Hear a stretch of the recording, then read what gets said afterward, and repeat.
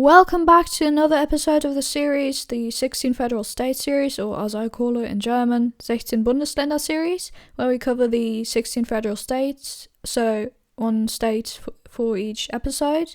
And today it's the time for the state of Sachsen-Anhalt.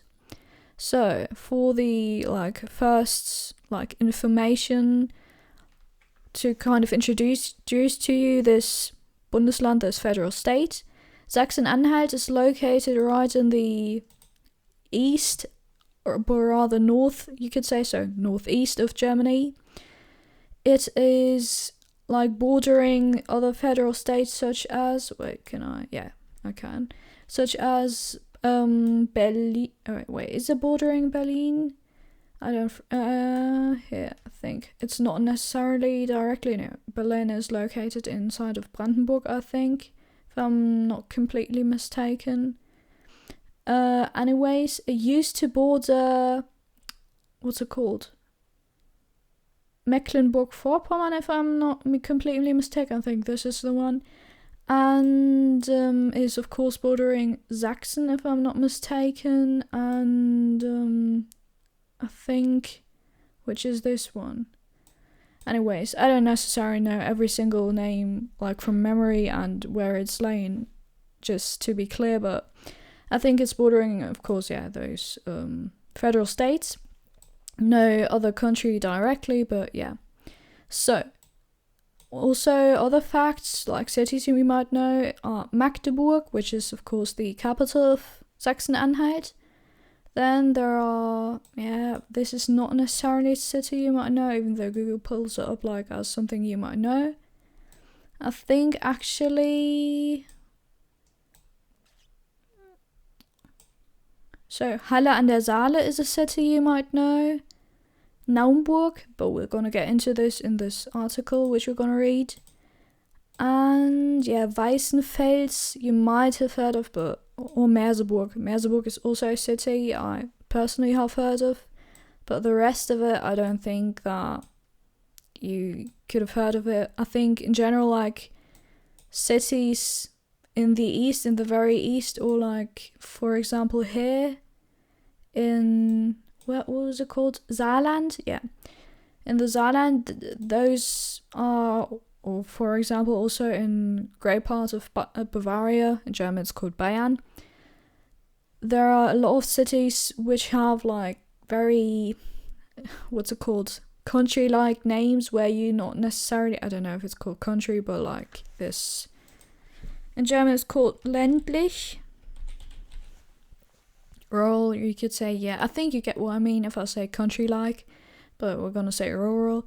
But they have very old German, very, I don't know how to say this, but names that you probably would have never heard of, and they are very, you could say unpopular, but I think, you get what I mean. So there are, in, for example, Sachsen-Anhalt, and a lot of the, which way do I say this, more rural, Bundesländer, federal states, so the states which contain more nature and are maybe less known, for example, Sachsen-Anhalt, or, Bavaria not, but Bavaria is pretty large, so it also contains these, a lot of these cities, or rather, what's it called, villages, which have very, old names and are not very known, so, just to let you know. And Sachsen-Anhalt is one of these. I don't know what it is called in English, to be honest, because they always need to have a translation, of course. Saxony-Anhalt, interesting. So not necessarily needed in my opinion. Anyways, so Sachsen-Anhalt, the capital was Magdeburg, and any other things you might need to know? I don't think so. We're gonna get into these tabs that I have open because we're gonna get into this article. So let's start. This is the coat of arms, and the, which way do you say that? I always forget it. Wappen. I think there was another translation. Blazon, I don't know. Heraldic, whatever sign. I'm just gonna call it coat of arms. So this is the coat of arms with this yellow, more orangish kind of color, and this black, of course. No, not of course, but probably because it's for most of the flags or coat of arm kind of things. It's because of the, what's it called, soldier uniforms they used to wear in wars, for example, and then of the buttons and the Stoff material, yeah, you could say fabric of the uniform, and maybe something else, I don't know, decorative elements. Anyways, so let's just get into the article and kind of teach you some German, because translation is the only way you can basically learn anything, because if you don't understand, how are you gonna understand? So innovativ und ursprünglich. Unter den neuen Ländern weist Sachsen-Anhalt die meisten ausländischen Direktinvestitionen auf. Urtümliche Flusslandschaften an 303 Kilometern Elbe, romantische Weinanbaugebiete und gleich 4 Weltkulturerbestätten prägen das Land. Mit Sachsen und Thüringen bildet es den Wirtschaftsraum Mitteldeutschland. Daten und Fakten: Bevölkerung 2,2 Millionen, Landeshauptstadt Magdeburg, Größe 20.446 Quadratkilometer, Bruttoinlandsprodukt in Millionen Euro 2024 79.421 in Klammern Platz 12, Bruttoinlandsprodukt pro Kopf 2024 36.517 in Klammern Platz 16. Einzigartig: Ausgangspunkt des Protestantismus. Martin Luthers gewann seine Erkenntnisse im Turmzimmer des Klosters in Württemberg. Sitze im Bundesrat 4. Platz 1 im Ranking. Frühaufsteher: Sachsen-Anhaltiner stehen im Schnitt um 6:39 Uhr auf, 9 Minuten früher als durchschnittliche Deutsche. Special Fact: Jawed Karim, einer der 3 YouTube-Erfinder und PayPal-Mitentwickler, wurde in Merseburg geboren. So, Sachsen-Anhalt. Let's get into the first sentence. So, word by word, the next thing we're going to do is translate these words in the context of the sentence, and then we're going to translate the whole sentence. But word by word: innovativ, which means, I think, the same in English, innovative or something. Let me just listen. Innovative. Innovativ, innovative, and ursprünglich, that means kind of not original, that derives from the word Ursprung, which means origin, which is one of the reasons why I said original, but this is a different meaning. So it's more like, what's it called? Genuine? I don't know. So, originally, I don't necessarily know. No, of course, ursprünglich, not ursprünglich. Kind of like related more to the source, you could say. I'm just gonna say originally. Unter den neuen Ländern weist Sachsen-Anhalt die meisten ausländischen Direktinvestitionen auf, of course. Unter, under, den, the, and this is a different case. This is the dative case. Unter wem? Unter den neuen Ländern. Under the new dative case. Ländern. This is countries. But in this case, it refers to the federal states, so states or... this is because in German, Land is country, and Land also can, in this case, mean Bundesland, so this refers to the Bundesländer, the federal states. Unter den neuen Ländern, under the new states, weist, this derives from the, what's it called, the infinitive? I don't know, the original form of the verb, aufweisen, which mean, exhibit or show. And unter den neuen Ländern weist blah blah blah auf means under the new, not countries, in this case states, shows. Sachsen-Anhalt, the federal state of course, the meisten, most ausländischen, what's it called? Foreign, I think. Ausländisch, yeah, should be there. Of course, gonna check the foreign. Direktinvestitionen, which means I think you could guess kind of direct investments. So people who put money into the, I guess, federal state or something. I don't know, or like, what's it called? Companies from Sachsen-Anhalt. I don't necessarily know in which kind of relation that is, but people who put money in something in Sachsen-Anhalt. And auf, which is the, like, parting, what's it called? The second part of this verb, because in this kind of sentence structure you need to part it and you have to say es weist auf. You can't say es aufweist because this is a, what's it called, separable verb or something. Of course, trennbares Verb. Because it has a kind of prefix, you could say, with auf, and the root verb, I would say, weisen. So yeah. By the way, this has nothing to do, if you have come across this word, which is weise, which is an adjective, which means to be wise. And yeah, this is completely different. So, innovativ und ursprünglich, I'm going to read it in German first, once again. Innovativ und ursprünglich, unter den neuen Ländern weist Sachsen-Anhalt die meisten ausländischen Direktinvestitionen auf.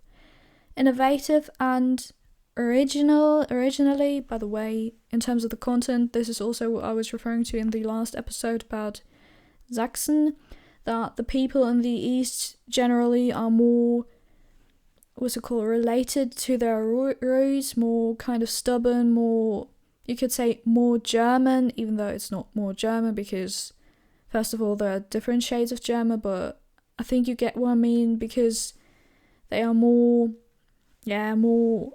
for example, politically speaking, they are more, I don't want to kind of judge, but like more for German. This is hard to describe. This is not more for Germany. This is, they are more roots and more, in this case, politically speaking, they are more right-leaning, for example, more conservative. This is maybe the right way to put it. So, yeah. I don't know how many times I've said more in the last minute, by the way. Sorry for that. Urtümliche Fluss... Did I translate that, by the way?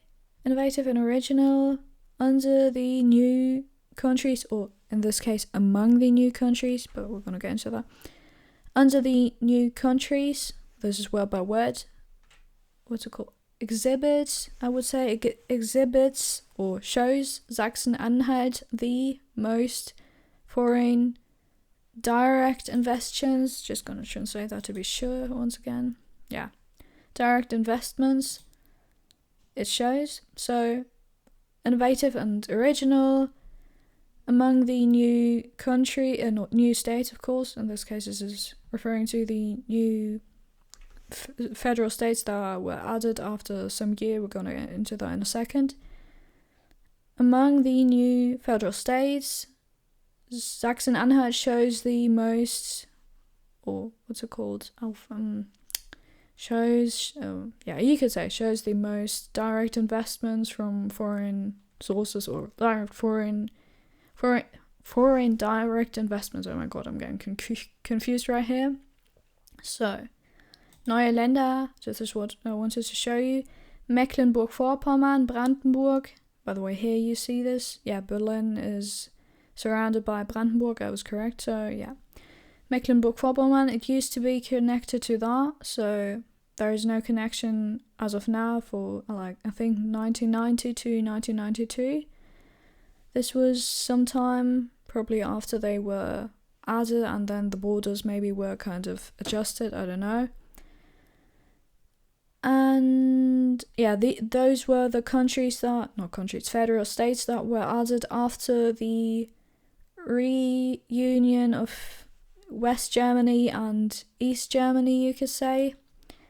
And Thüringen, Sachsen, Sachsen-Anhalt, Berlin, Brandenburg, and Mecklenburg-Vorpommern, which typically, maybe not necessarily Berlin and Brandenburg, and also Mecklenburg-Vorpommern, not necessarily that much, even though this is pretty much connected to the more eastern Balkan states or something, like the Slavic states.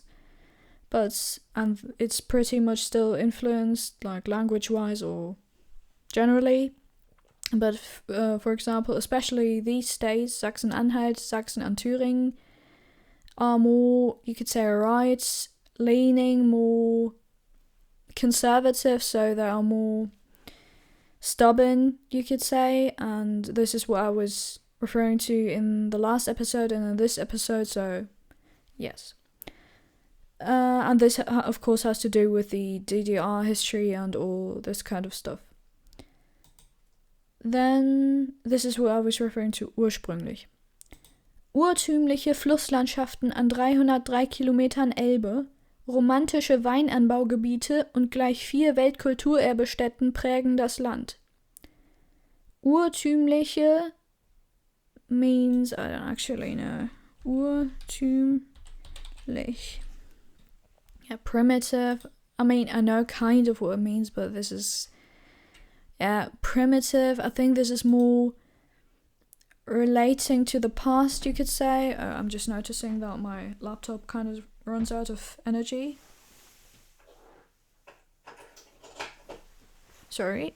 So, urtümlich means kind of relating to the past, you could say. So, still having this kind of original, you could say, spirit or something. Flusslandschaften means, or derives from the word Fluss. By the way, Urtüm derives from the word kind of. I mean, I don't need to dissect every word, but and in this case, Urtum, which is means this is the same as like in grandfather or great-grandfather. We in German call it Uropa. So, for example, ursprünglich. This is just like the very, very much original source of something, this Ur. And in Urtum, Tum is just kind of the same thing as I explained in some previous episode with like ship in English, with hardship, friendship, this Schaft. But Tum is just something like, I don't know, it's a very abstract word to just describe some, I don't know how to describe it, some being, some identity, there's something in English you would say uses to be, is being, I don't know, is usually some sort of way. So Urtum just means that it is usually, or like this, usually rather old, rather referring to some older relation. I don't know, it's kind of hard to explain. Flusslandschaften, of course, is from the words Fluss and Landschaft. Fluss means river, Landschaft, I'm just gonna mark it here, Landschaft as a noun itself means landscape, so river, landscape, you could say. Is that a word in English even? Fluss, Landschaft, it's probably gonna translate, the same. Is that a word in English? Yeah, it seems to be. On, you could not on is more like on top, but yeah, you could say also on, but in English you would probably rather say at, so kind of bordering something, you could say, so right next to. 303 Kilometern, kilometers of course. Elbe, which is the river. I'm just gonna pull up a picture for you, or rather a map maybe. Yeah, this is the river. I'm not quite that familiar with where it flows through. Let me just have a look. Mitte-Europäisch, Middle European, from Czechia, North Sea, Baltic Sea, you could say. Well, Northern Sea. Baltic was the east, I think, the east one. So, Elbe should be, it's this. Hamburg, yeah, we had that in a previous episode, but I've already forgotten it again. So, it flows through here, Elbe. Appears to end up somewhere in, here, and it goes through Magdeburg, so right through not Schleswig-Holstein, Sachsen-Anhalt, and all the way through to Czechia somewhere. If I'm not completely mistaken, is it this one? No, this is the Oder, which is also another quite important river, you could say.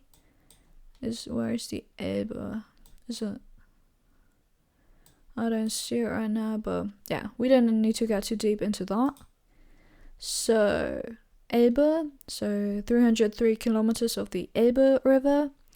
Romantische Weinanbaugebiete und gleich 4 Weltkulturerbestätten prägen das Land. Romantic, Weinanbaugebiete derives from the word Wein and Anbaugebiete or Anbaugebiet. Wein is of course wine. Anbaugebiet derives from the word Anbau, which is anbauen means kind of to grow stuff or cultivate, like food or anything you can eat or harvest. Then we have Gebiet, which just means area or something like, area you could say. Weinanbaugebiet, in this case, of course, as a whole, as an entire word, means wine growing area, you could say, or wine cultivation areas. In this case, because it's plural, Gebiete. So, romantic, wine, growing areas, und is and, gleich, can either mean the same or same as, or it can mean directly, and in this case it means directly. Und gleich and directly. 4 as the number 4. Weltkulturerbestätten, which means Welt means world, Kultur means culture, Erbe means, what's it called? Erbe, forgotten the word. Heritage, yeah, of course, it's in English, I remember this. World, culture, heritage sites or something, and in this case, this means that. Weltkulturerbestätten, of course, UNESCO, all this kind of stuff. World heritage sites, So in German we kind of say world culture heritage site or something, but in English it's shorter, I think, or they just don't use the word culture in their phrase to express that. And directly, you could say directly in this case. It just sounds weird in English, so I'm kind of wondering if there's another word, but I'm just going to use directly. Und gleich and directly for World Heritage Sites. Prägen, we had that in some previous episodes, I think. Prägen in this case, or it very directly in this case, means, oh god, how many times I'm going to say directly. Anyways. It means to emboss or something. Just gonna look it up once again. Imprint, emboss, just to mark in some case, but with this, I'm just gonna look up a picture, I don't know. Maybe it's best to explain it with a picture. Präge, Werkzeug. Werkzeug means, what's it called? Forgotten the word. Tools probably, right? Yeah, tool. Prägen, I'm just gonna look at it once again. So, prägen. Prägestempel, stempel means, I've forgotten the word too. Stempel. Rubber stamp, stamp you could say. So, this is the word, very figurative in German. to emboss something, to, prägen in German. And in this case, prägen das Land, this is more the metaphoric. Do you say meta or metaphoric? Metaphoric, yeah. The more metaphoric way of saying to be characterized by something. So, in this case, gleich 4 Weltkulturerbestätten prägen das Land means word by word, directly 4 World Heritage Sites, in this case, characterized, but very much word by word, it would mean kind of to emboss, imprint the country, in this case, federal state.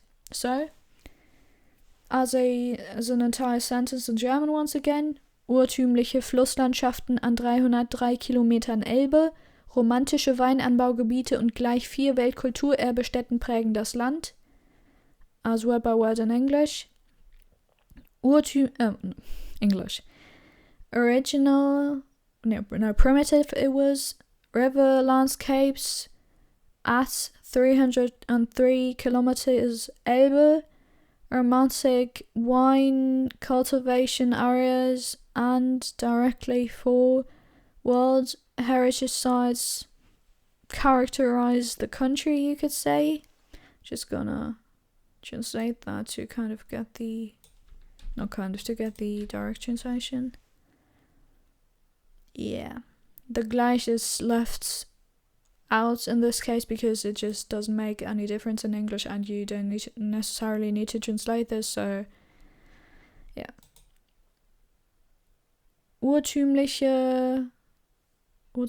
Primitive river landscapes as 303 kilometers Elbe, as well as romantic wine cultivation areas and 4 World Heritage Sites characterize the federal state, would be the context translation. Mit Sachsen und Thüringen bildet es den Wirtschaftsraum Mitteldeutschland. Mit Sachsen, with Saxony, the other federal state we had in the last episode.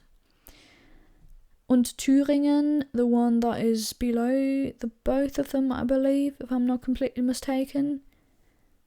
Und Thüringen, or Thuringia, I think it's called in English. Yeah. Thuringia, God, sounds like some hero in a movie. I know you probably don't hear it, but I think it just sounds weird and it's kind of necessary to translate that into English. Und Thüringen bildet es den Wirtschaftsraum Mitteldeutschland. Bildet, it can either mean to, what's it called, to, I've forgotten the word, Bildung, educate people, to, word by word it would mean to form something, but bilden in this case would mean to educate. I think the English word to build something is also of that because English is of course deriving from German because of the Anglo-Saxons. By the way, from Sachsen-Anhalt, this is where the people that went into England, and I think as the English went into America, so basically what I'm saying is this is the federal state where basically most of the people in North America, in probably also Canada, so in the United States and the United Kingdom are from, so yeah, historically deriving, if I'm not completely mistaken. Write in the comments if I'm completely wrong, but I think that's something I kept in my brain. And Thuringia, Thüringen, bildet, we were at bilden. It can either mean to educate someone or it can mean to form something, and in this case it means to form. Bildet es, it, den, the not genitive case, accusative case, wen, den Wirtschaftsraum, so in English it's just who.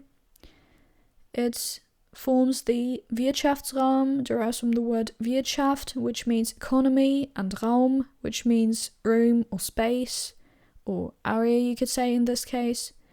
Mitteldeutschland, which derives from the word Mitte and Deutschland.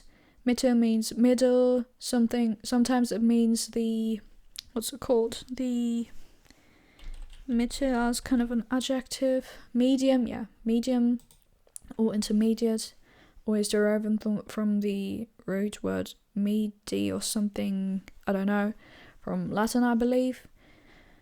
And Mitte Deutschland, so it could also mean in some cases like intermediate or medium, blah blah blah, but in this case, of course, it refers to the localization of the federal state. I don't know if that is a word in English. Lokalisation is, by the way, something in German, not with a double S. Yeah, it's the same in English, kind of. So, with Saxony and Thuringia forms it the economic area Middle Germany, you could say word by word, and with Saxony and Thuringia it forms the what's it called in English? Economic area, yeah, I was right. Middle Germany. Mit Sachsen und Thüringen bildet es den Wirtschaftsraum Mitteldeutschland. So, and let's get into the data and facts. Daten und Fakten. Bevölkerung 2,2 Millionen. Population 2.2 million. Landeshauptstadt, capital of the, in this case, federal state, could also mean country. Magdeburg. Größe, size, 20.446 Quadratkilometer. This, by the way, can sometimes be confusing because in English this would probably be a comma, I believe, and this would be a point. I don't know, it would kind of be switched, but in this case this just says that it's 20,446 square kilometers. Q stands for square, so Quadrat in German. Bruttoinlandsprodukt in Millionen Euro 2024 79.421, Platz 12, o 79 Milliarden 421 Millionen. So the gross domestic product in million euros 2024 79,421, and as it is in million, it is 79,421 million. 12th place in the ranking of the 16 federal states. Bruttoinlandsprodukt pro Kopf 2024 36.517, Platz 16. Gross domestic product per head, so that means per person, 2024 36,517, 16th place, which is of course the lowest you could possibly achieve, so that means that the people from the state on average make 36,517 euros per year, I believe, which doesn't seem to be much, which means good at math, around about 3,000 euros per month or something. Einzigartig, Ausgangspunkt des Protestantismus, Martin Luther. In this case, this is probably a spelling mistake because he is called Martin Luther or Martin Luther, of course not related to Martin Luther King. Martin Luther, who has great history in religion in Germany with his story where he hid in a castle or something. I don't necessarily remember every detail, and he translated the Bible from Latin into German so the people could read it, and he uncovered the kind of the truth that the church was only getting the money from the people because people were giving money to the church to kind of free their soul from the sin and get into heaven, away from the Fegefeuer. This is what I purgatory, interesting. This is what I remember from religion, what's it called, class in, I don't know, school. But they were paying money, and he was there with his, was it 99 or 19, I don't know, Thesen, 99 Thesen or something, which he hammered into a front door of some, I don't know, there's great history on that. Let me just translate. 99 Thesen, I don't know if it was exactly that number. Thesis. What? Thesis? Oh my god. It definitely mispronounced that, but you probably didn't hear it. And yeah, in Eisleben he was born. He has great history in the German speaker room, but yeah. And of course in Sachsen-Anhalt, because most of his life was there, if I'm not completely mistaken. He spent there. Ausgangspunkt des Protestantismus. Martin Luther gewann seine Erkenntnisse im Turmzimmer des Klosters in Wittenberg. Einzigartig, one of a kind. Ausgangspunkt, which is, what's it called? Ausgangspunkt. There are some word Ausgang, which means exit, and Punkt is point. So exit point you could say, but in this case it just means to start. I mean, it's kind of weird because exit is not the same as start, of course, but I think you just have to learn that, and yeah. Des Protestantismus, of the Protestantismus, I think it's some form of Catholicism or something. By the way, one thing I wanted to show you were the UNESCO World Heritage Sites. I forgot to do that. So here you can see the outline, or basically Sachsen-Anhalt. The 5 World Heritage Sites were Welterbestadt Quedlinburg. I think it was the old city of Quedlinburg or something. Welterbe means World Heritage City. Welterbestadt, World Heritage City. Then Lutherstadt Eisleben, which is where Martin Luther was born, I think. Then there is the Naumburger Dom, which you might have heard of. I've pulled up a picture here, which is kind of famous. I don't necessarily know. I've never been there personally, I think. Yeah, this with this figure, apparently, or rather that. I don't necessarily know too much about it, but yeah, I think it's at least quite famous in Germany just by the name. Also, another thing I forgot to mention is the Harz area, which it is quite famous for. My god, I can't pronounce words today. The Harz area, which I have actually been to, I think personally, when I was younger, where the Nationalpark Harz, which is which is quite famous, which has great nature, and I think it's also, or this is why it's famous, but basically because it's a, what's it called? A mountain chain, I don't know, it's called in German Bergkette or something, mountain range, or rather a Gebirge, forgot the word. Just mountains, which it is quite famous for. And this is also what I was referring to, that those federal states earlier, those federal states which contain more nature, tend to contain a lot of cities which are less known and more country, rural, like, yeah. And also in general, I don't think there is too much known about Sachsen-Anhalt in comparison to like North Rhine-Westphalia or Bavaria, or maybe even, what's it called? Mecklenburg-Vorpommern or some Schleswig-Holstein, all those, or like even Hamburg or Bremen, which are city-states. So yeah, there is maybe also not a lot to be known. Anyways, where we were was the Martin Luther story, yeah. Ausgangspunkt, so the starting point of the Protestantism, something I don't freaking know. Yeah, Protestantism.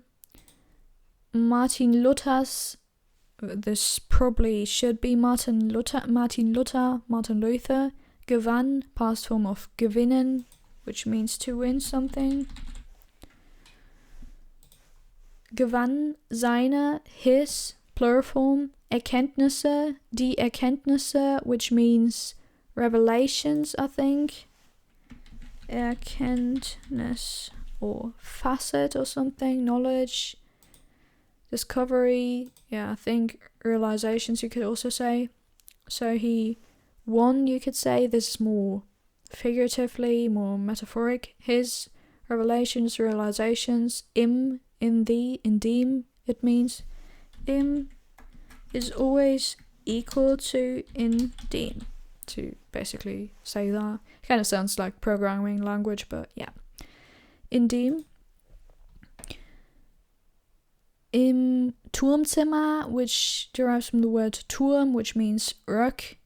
Zimmer means room. So the room in the, or rook or castle, it can mean room in the, I don't know, I'm just going to translate the whole word. Tower, tower, this is what I was missing. Turm also means tower, rook, castle. Basically the round, big thing where you can live in generally a castle.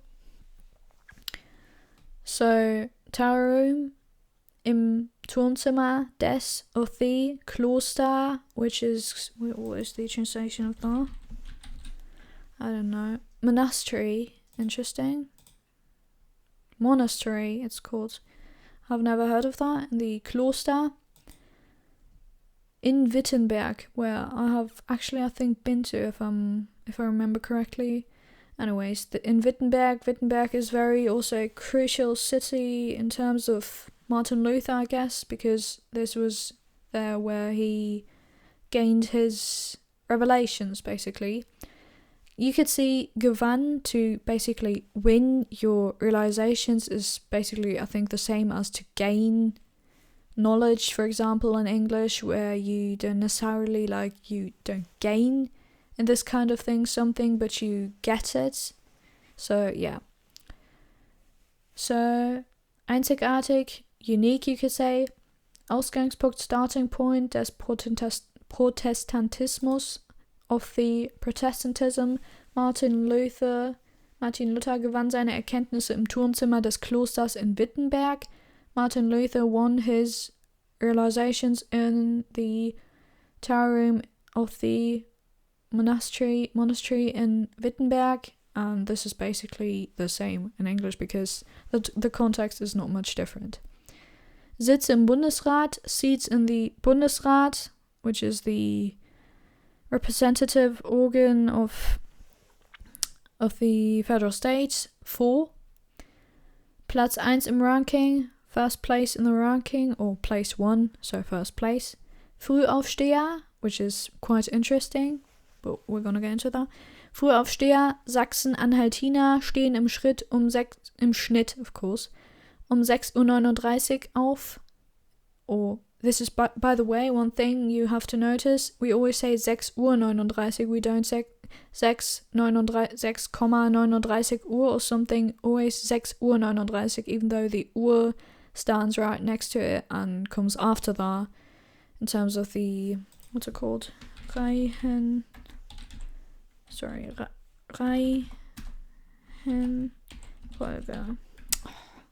Misspelling. Sequence, series, order of the words, yeah. So, stehen im Schnitt um 6:39 Uhr auf, 9 Minuten früher als der durchschnittliche Deutsche. So, place 1 in the ranking. Frühaufsteher derives from the word früh, which means early. Aufstehen basically derives from the word stehen. Sorry, stehen, not stehne. Stehen, which means to stand. Aufstehen basically means to, auf means up. So upstand, you could say. Aufstehen means to get up in generally, and in this case, to get up from the bed, out of bed. And where was I? Here. Frühaufsteher. So you could say early get-ups, if you were to translate that word by word, you could say früh aufsteh. Sorry, oh God. Means early bird. Yeah, this is the more metaphoric, more figurative translation to that, because nobody says in English early riser, but nobody says that, I think. But I think you get that. Frühaufsteher, early bird. Sachsen-Anhaltiner, which kind of sounds wrong to me because, I don't know, I've never heard people say Sachsen-Anhaltiner, basically referring to the people, but I would just say Leute aus Sachsen-Anhalt, people from Saxony-Anhalt. So Leute aus Sachsen-Anhalt. From Saxony-Anhalt, because Sachsen-Anhaltiner, this just, I don't know, I think in general most of the people would say it sounds kind of weird, so, but you can say that, not even though it's correct, but it just sounds kind of weird, kind of advanced. Anyways, Sachsen-Anhaltiner, so the people from Sachsen-Anhalt, stehen im Schnitt um 6:39 Uhr auf, 9 Minuten früher als durchschnittliche Deutsche. Stand in the, Schnitt in general can either mean to like a cut when you cut yourself. I'm gonna spell everything today. Either cut, because it means like, for example, in this case, because it has a different meaning, it means like a cut from the average portion, because im Schnitt means basically on average. This is why this is, for example, also average. So, im Schnitt, in the cut, you could say, but on average. Is just the preposition to say a time. 6:39 Uhr, at 6:39 o'clock in the morning, of course, a.m. Auf, this of course refers to aufstehen, because this is also a separable word with the prefix of auf for the word stehen. Aufstehen, we have that.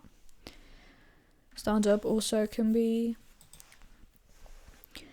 9 Minuten früher als durchschnittliche Deutsche. 9 minutes earlier than. Als can also mean when you do something, but in this case it is a comparative word in this case, so it compares something. Früher als, earlier than, durchschnittliche, here we have that, Durchschnitt. By the way, this, for example, very much explains these things. Durchschnitt, not Durchschnitt. Durchschnitt. This is durch means through, Schnitt means cut. So this is basically a cut through the, or from, you could say, but through the entire mass, you could say. Like, for example, when you have elections, the Durchschnitt, even though you wouldn't necessarily say Durchschnitt there, but you would say average voter votes for, or like the average of the election, not the average voter, would be like 40% there, 30% there, and maybe like 10 and 20 somewhere else. But I think you get what I mean. And they cut kind of a piece out to get the average, just for the figurative meaning. Of course, they don't do it really, but I think this is probably pretty much deriving from that. So, 9 Minuten früher als durchschnittliche Deutsche, 9 minutes earlier than average. Durchschnittlich is also a adjective, so average Deutsche, Germans. So the als durchschnittliche Deutsche, then average Germans. Durchschnittlich means average, durchschnittliche is plural form, and the lich just makes it an adjective, so place one in the ranking, early birds in this case. Saxony-Anhalt people, you could say, stehen, stand in in the cut, you could say, at 6:39 clock up, 9 minutes earlier than average Germans, and in the context, place one in the ranking, first place in the ranking. Early birds, people from Sachsen-Anhalt get up on average at 6:39 a.m., 9 minutes earlier than the average German. Special fact, of course the same in English, Jawed Karim, I've actually never heard of him, just gonna Google it because it's important. Jawed Karim. I actually thought this is the one that was in this video that probably most of the people have seen. One of the founders of YouTube. We're gonna get into that, but I actually didn't know that. Interesting. But he's American. This is why I thought. This is why I was confused. I thought YouTube had only 2 founders or something, but I don't know. So, special fact, Jawed Karim, einer der 3 YouTube-Erfinder und PayPal-Mitentwickler, wurde in Merseburg geboren. Jawed Karim, one of in this case, oder one of the 3 YouTube-Erfinder, inventor, derives from the word finden, which means to find, and Erfinder means to invent something. Basically, erfinden means to invent. My God. To invent something. So, YouTube inventor, you could say, and PayPal Mitentwickler. Mit means with, entwickeln means develop. By the way, this derives from the word wickeln, but it's not necessarily important. This means to wrap. For example, you use it when you say to change the diapers of babies. You say, ich wickle mein Baby. Wickle mein Baby. Baby. Baby is the same in German. I'm changing my baby's diaper. So, and YouTube founder and PayPal with, you could say word by word, with developer, but this means co-developer, I think. I'm just gonna look that up. Co-developer, yeah. Wurde in Merseburg geboren. This is, of course, with wurde, a passive form of the verb, so was being, the past passive, in, it's the same in English, Merseburg, which was one of the cities I showed you. Geboren, born, being born, was being born, so, special fact, Jawed Karim, einer der 3 YouTube-Erfinder und PayPal-Mitentwickler, wurde in Merseburg geboren. Jawed Karim, one of the 3 YouTube inventors and PayPal co-developers, was in Merseburg born, was being born in Merseburg, as in the context. So, that was it for today with the Sachsen-Anhalt part. I hope you liked it. Leave a like, leave a comment if you want to, and subscribe to the channel if you want to, and see you in the next video. Bye!